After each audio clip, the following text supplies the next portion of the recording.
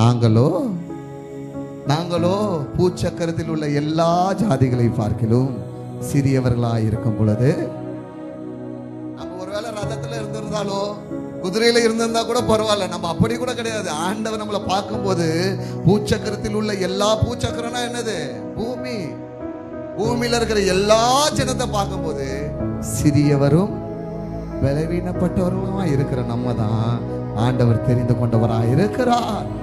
இப்ப தெரிந்து கொண்டு பலப்படுத்தின உடனே நம்மளும் ரதத்தை குறித்து, நம்மளும் குதிரையை குறித்து மேன்மை பாராட்டினா நம்ம புறஜாதியாரை போற இருக்கிறோம். ஆண்டவர் நம்மளை அதற்காக அழைக்கல, ஆண்டவர் நம்மளை அதற்காக தெரிந்து கொள்ளல. நான் சிலர் ரதங்களை குறித்து, சிலர் குதிரையை குறித்து மேன்மை பாராட்டுகிற அதே வேளையில நாங்கள் எங்கள் ஜீவன் உள்ள தேவனை குறித்து மேன்மை பாராட்டுவோம். இப்ப அவங்களாம் ஓடுறது போல இருக்கும், அவங்களாம் நடக்கிறது போல இருக்கும், அவங்களாம் பறக்கிறது போல இருக்கும். ஆனால் அவர்கள் விழுந்து மடிவார்கள். என்ன பண்ணுவாங்க? விழுந்து மடிவார்கள். நாங்களோ எழுந்து நிமிர்ந்து நிற்கிறோம்.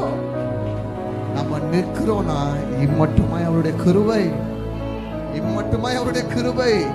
விழுந்தது உண்மை. நீதிமான் எத்தனை வாரம் விழுவானா?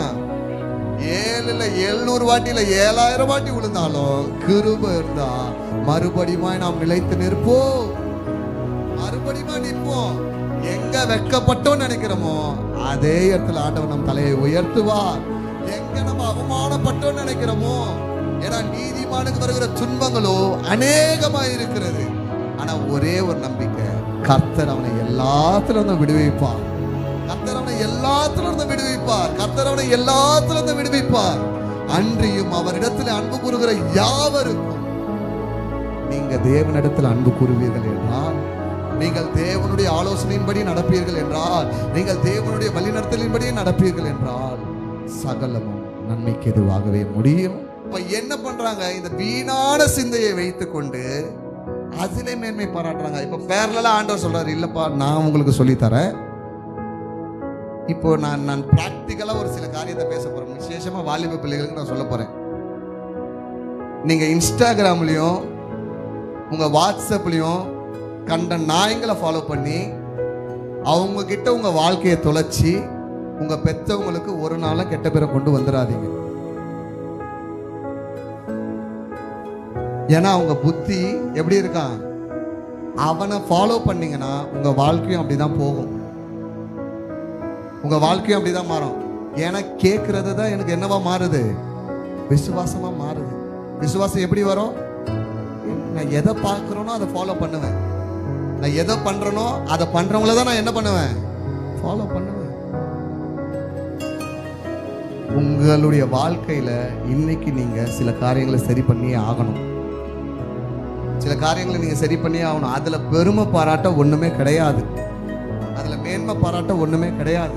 அது புத்தியில வீணானது. ஆண்டவருடைய பார்வையில, ஆண்டவருடைய பார்வையில அது என்னதுதான்? வீணானது. அவங்க புத்தி எப்படி இருக்கான்? அவன் போட்டு இருக்கிற ட்ரெஸ் மாதிரியே, அவன் பண்ற மாதிரியே தான் நான் பண்ணுவேன், அந்த மாதிரி தான் நான் ஒரு மாதிரி நான் ஒரு ரொம்ப என்ன நான் எக்ஸ்போஸ் பண்ணின்னு இருப்பேன்னு நீங்க நிறுந்தீங்கன்னா அது உங்கள் மேல் நீங்கள் கொண்டு வருகிற சாபம். உங்க மேல நீங்களே சாபத்தை கொண்டு வரீங்க. அவர்தான் என்னுடைய ரோல் மாடல். யாரு? எப்படி இருக்கிறவன்? அந்த காலத்துல இருந்தா கூட பரவாயில்ல, பாதாளத்துல இருக்கிறவன். இருட்டுல ஒரு அடி 10 அடிக்குள்ள இருந்தா கூட அவன் பேசுறது நம்ம கேட்கும், எப்படியாச்சும் வெளிச்சத்தை கொண்டு வந்துடலாம். அவன் ஆல்ரெடி பாதாளத்துல இருக்கிறான். அதனாலதான் பவுல் ரொம்ப தெளிவா சொல்றார், நிற்கிறேன்னு சொல்றவங்க மத்தவன் விழுந்துட்டான்ட்டு அவனை போய் கைய பிடிக்கிறேன்ட்டு நீயே போய் விழுந்துடாத, நீயே போய் விழுந்துடாத. கலாத்தியர்ல அதுதான் சொல்றாரு, அவன் நிக்கிறது, அவன் விழுந்துட்டா போட்டோம், அவனை போய் நான் எனக்கு ரட்சிக்கப்படணும்னு ஆசைப்படுறேன், அவன் ரட்சிக்கப்பட்டா அவனை தான் நான் கல்யாணம் பண்ணிப்பேன். உனக்கு நீயே என்னத்தை கொண்டு வர? உங்க பெற்றவங்களுக்கு நீ என்ன பண்ண போற? அவமானத்தை கொண்டு வர. அது தேவனுடைய சித்தம் கிடையாது. ஆண்டவர் ரொம்ப தெளிவா சொல்லிட்டாரு, இருட்டுக்கும் வெளிச்சத்துக்கும் சம்பந்தம் ஏது? சம்பந்தம் ஏது? நான் போய் சம்பந்தம் வைப்பேன்னா அது அவமானத்தை தான் கொண்டு வரும். ஆவாத சம்பாதனை நல் ஒழுக்கத்தை என்ன பண்ணும்? உங்களுக்கு தேவனோட நடக்கணும்னு ஆசை, ஆனா அவங்க விட மாட்டாங்க.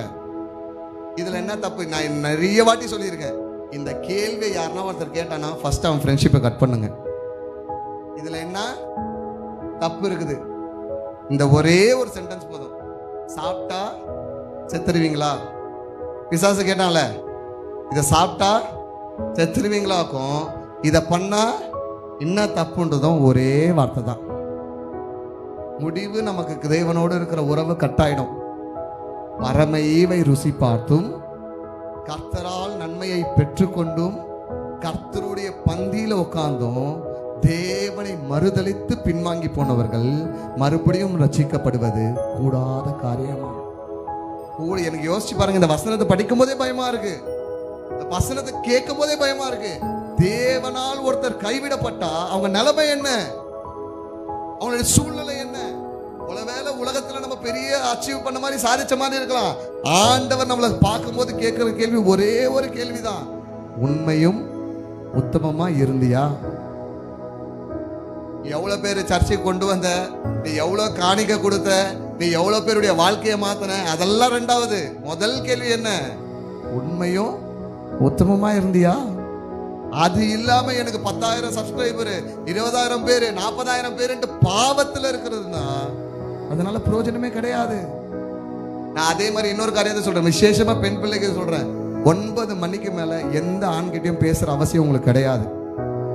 சபையிலேயே இருந்தாலும் சரி, சபையிலேயே இருந்தாலும் சரி, அண்ணன் மாதிரி அண்ணனாவே இருந்தாலும் சரி, அதேதான் பசங்களுக்கும், அதேதான் பசங்களுக்கும். அளவுக்கு மிஞ்சிறது எல்லாமே விஷமா தான் மாறும், விஷமா தான் மாறி இருக்கு, இது வரைக்கும் மாறி இருக்கு. ஆனா இதுக்கப்புறம் அது மாறக்கூடாது. எனக்கு ரத்தத்துல தான் பிறக்கல நாங்க, மற்றபடி ரத்தத்துல பிறந்தவங்களை கவனிக்க அக்கறை கிடையாது. ரத்தத்துல இருக்கிறவங்க வீட்டுல இருக்கிறவங்களை கேர் பண்றதுக்கு வக்கு கிடையாது. இவரு போய் யாரை கேர் பண்றாரா? இது தேவையே இல்லை, இது வீணான காரியம். நீங்க ரொம்ப உங்களை செல்ஃப் குளோரிஃபை பண்ணலாம். ஆண்டவர் முன்னாடி இது அருவருப்பான காரியம். நீங்க உங்க பிள்ளைகளை 5, 10, 15, 20 திருத்தலனா 30, 35, 40 நீங்க என்ன சொன்னாலும் அவங்க கேட்க மாட்டாங்க. நீங்க என்ன சொன்னாலும் கேட்க மாட்டாங்க. ஏன்னா அவங்க புத்தி ஆல்ரெடி அந்தகாரப்பட்டிருக்கும்.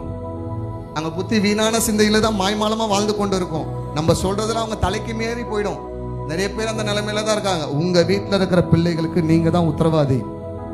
சபையில சொல்ல வேண்டிய காரியத்தை எல்லா வாரமும் சபையில சொல்லி கொண்டுதான் இருக்கிறாங்க. அதுக்கு பெத்தவங்க நீங்களே துணையா இருந்துட்டு நாளைக்கு பிரச்சனை பாஸ்டர் இப்படி ஆயிடுச்சு பாஸ்டர்னு வந்தா சபை ஒரு நாளும் பொறுப்பு எடுத்துக்காது. உங்க பசங்களை நீங்க தான் வாட்ச் பண்ணணும். இன்னொன்னு நான் சொல்றேன், யாருக்கிட்ட பேசுறாங்கன்னு பாருங்க. பிசாசு நம்ம குடும்பத்துக்கு எடுக்க அப்படிதான் வருவான். என்னத்தை பண்ணணுமோ அதை பண்ணி குடும்பத்துக்கு நல் பேரை கொண்டு வாங்க. ஒருவேளை நல் பேரை கொண்டு வரலனாலும் கெட்டு பேரை கொண்டு வந்துடாதீங்க. ரொம்ப பிராக்டிக்கலா பேசுறேன். நம்ம சபையை ஒரு உதாரணமா வச்சு நான் வெளியே நடக்கிறத வச்சு பேசுறேன், வெளியே நான் கேட்கிற காரியத்தை வச்சு பேசுறேன், வெளியே நான் கண் எதிர்க்க பாக்குறேன். நமக்கு வேண்டிய கடிவாளத்தை போடுறது அவசியம் தான். நமக்கு வேண்டிய வேலியை போடுறது அவசியம் தான். வேலி போடலன்னா பிசாசு கண்டிப்பா மேஞ்சிடும். அவன் எவனை விழுங்கலாமோ என்று வகை தேடுறான், வகை தேடுறான். வகை தேடுறவங்கிட்ட நானே இறையாவரன் பணம் விட்டுருவானா?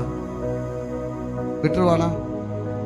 எல்லாவற்றையும் அனுபவிக்க எனக்கு அதிகாரம் உண்டு. என்னங்க தப்பு? ஒரு தப்பு இல்லை, உங்களுக்கு அதிகாரம் இருக்கு. ஆனா எல்லாம் உங்களுக்கு தகுதியா இருக்காது.